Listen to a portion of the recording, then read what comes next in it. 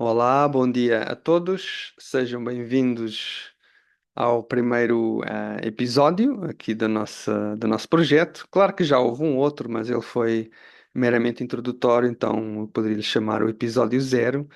Este é o primeiro, enfim, ah, em que eu escolhi um tema sobre o qual vou, enfim, falar um pouco.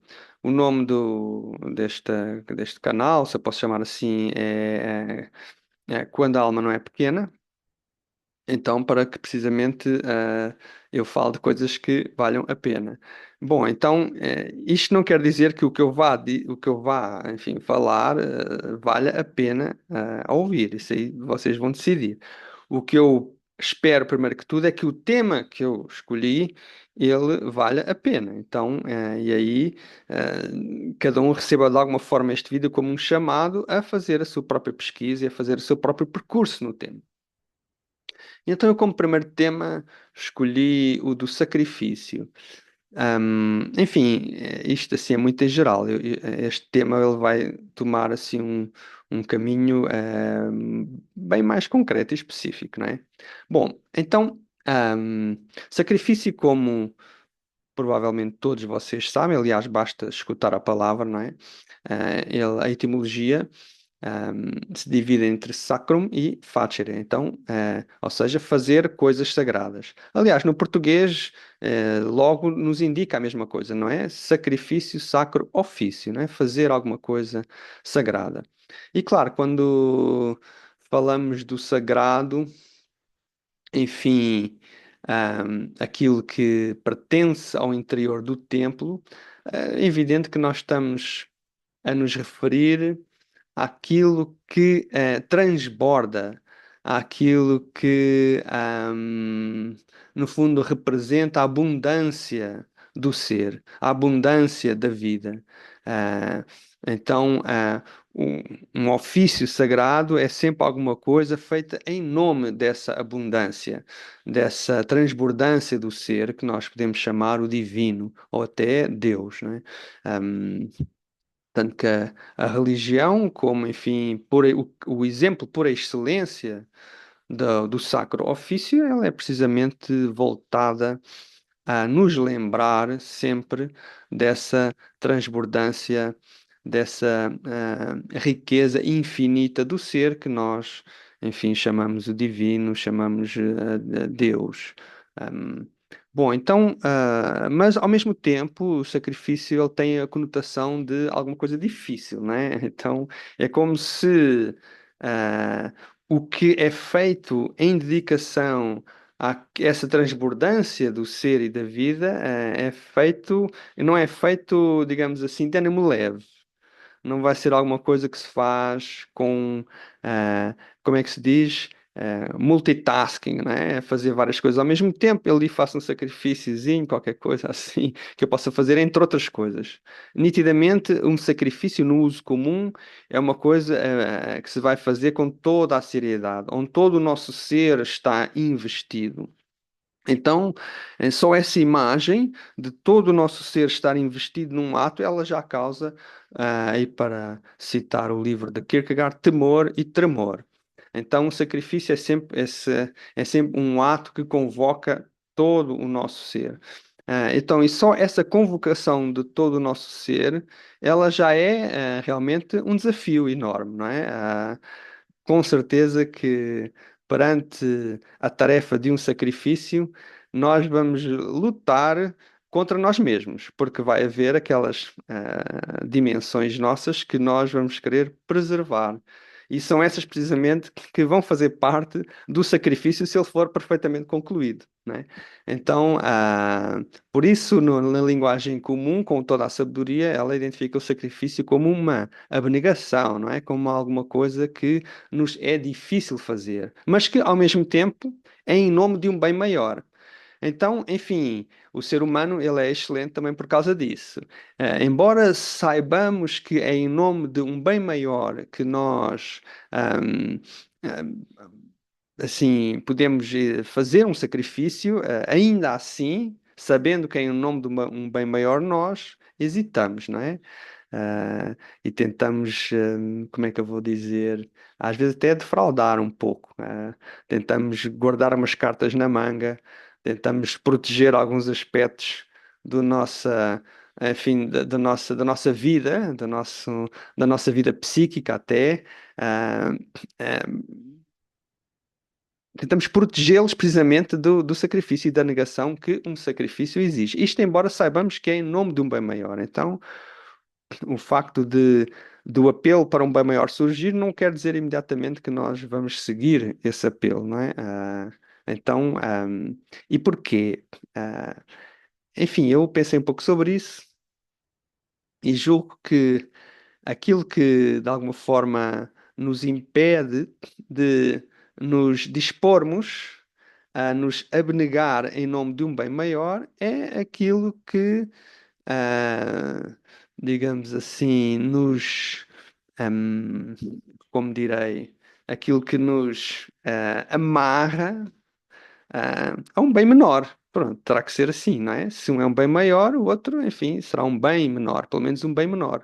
Porque também não vamos considerar que nos estamos a amarrar a um mal, embora um bem menor, em face de um bem maior, possa parecer como um mal. Então, o que é que será esse bem menor, não é?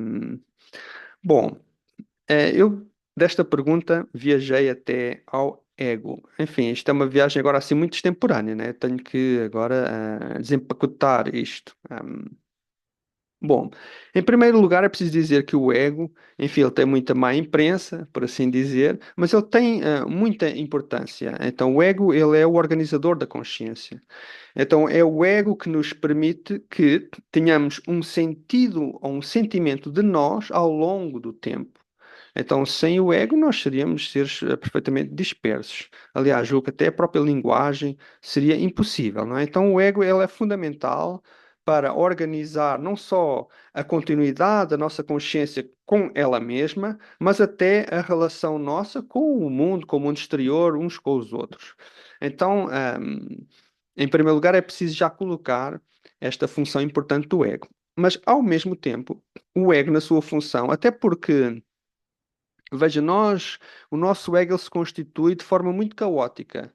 Ou seja, o ego ele não é propriamente algo que nós criemos como um escultor cria uma estátua, não é? Que ele está ali passo a passo, a olhar e volta atrás e vai esculpindo, vai dando forma. Não, assim, o ego ele vai se formando e quando nós notamos já se formou, não é? Então, hum, por isso ele traz, de alguma forma, essa falta de educação, precisamente porque ele não nasceu de forma educada, ele nasceu de forma mais ou menos, ou se formou, por assim dizer, de forma mais ou menos caótica. Então, é como se o ego viesse de alguma outra. Ele vem de algum outro lado que não ele mesmo, porque o ego não se educou a si mesmo. Ou pelo menos a consciência, da qual o ego é o centro, ela não se educou propriamente a si mesma. Ela, em primeiro lugar, aparece já formada, né? Aí depois tem todas as influências da família, do meio, etc. Mas isso são tudo também instâncias desta dimensão excessiva de onde precisamente emerge a nossa consciência, o ego e tudo o que nos diz respeito, né? Nós vimos de algo que nos excede, né? Então nós não somos propriamente contemporâneos da nossa própria formação. Então há algo e há muito em nós que é formado de forma, podemos dizer, caótica, sem nós propriamente estarmos a participar ativa e conscientemente. Então, isso quer dizer que o ego, apesar da sua importância, ele traz essa falta de educação, por assim dizer. E então, agora podemos imaginar o que é o ego, que é o ego, no fundo, ele é o chefe, o comandante da consciência, né? Vamos dizer o que é um comandante mal educado, né? Então, um comandante mal educado, ele é um comandante que exerce o seu poder de forma desregrada que podemos dizer assim, para usar uma linguagem agora militar, que emite ordens ilegais, né, à consciência, por assim dizer, que ele governa de forma tirânica. Então, o sacrifício do ego, de que eu estou aqui agora a querer falar um pouco, não se trata da destruição do ego, mas da educação do ego para quê? Para precisamente a transbordância de onde ele mesmo emergiu. Não é? Para essa transbordância do ser que é o que nós podemos chamar o divino, não é? Até o espírito, o plano do espírito. É, é como se diz em João, na Bíblia, não é? O Espírito sopra onde quer. Mas, assim, porquê esta expressão? Eu acho ela excelente, muito bonita. É sopra onde quer precisamente porque o Espírito ele é transbordante, ele é imprevisível. Ele é assim, sem forma. Ahm, então ele é de alguma forma, como é que eu hei de dizer?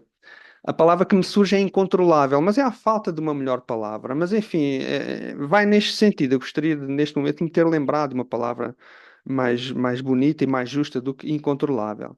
Mas enfim, o espírito é imprevisível, ele é transbordante, ele é, enfim, realmente ninguém o pode parar, ninguém o pode amarrar. Então, a educação do ego ou da nossa consciência para a vida espiritual é precisamente a educação enfim, a nossa educação para esta transbordância do ser. E eu julgo que ahm, a dimensão daquilo que é para nós ahm, um dos centros da nossa realização, que é o amor, ele depende precisamente deste sacrifício, desta abertura para aquilo que é maior. No fundo, desta renúncia da, daquele comandante mal educado, daquele comandante que quer controlar tudo. Então, o amor, ele na medida em que ele é espiritual, ele terá que ser familiar da liberdade, não é? Então, de que vale amar alguém querendo lhe restringir a liberdade, não é? Então, a educação, este sacrifício do ego é precisamente a reorientação da nossa consciência para a liberdade, que é precisamente a transbordância do ser. Então, a abundância da vida. Então, de alguma forma, e veja, esta abundância da vida, ela não depende de nós, ela não pede licença, ela simplesmente se manifesta. Então, a liberdade, ela não se trata, não deixa de ser, quero dizer, apenas, enfim, apenas, entre aspas, não é? O reconhecimento desta necessidade. Então, é engraçado aqui, veja, parece paradoxal que a liberdade é o reconhecimento da necessidade. Da necessidade do quê? Desta abundância, desta transbordância, daquilo que é imprevisível, daquilo que nos ultrapassa. Então, por vezes, confundimos a liberdade com fazer aquilo que queremos. Ou seja, que é a ideia de que eu sou livre tanto quanto eu consigo controlar, o universo. Então, vejamos como é uma liberdade totalmente invertida, não é? É um esforço vão, é uma liberdade, é uma ideia de liberdade que vai dar à melancolia, porque se diz, né, que a melancolia ela surge da continuidade do esforço inútil.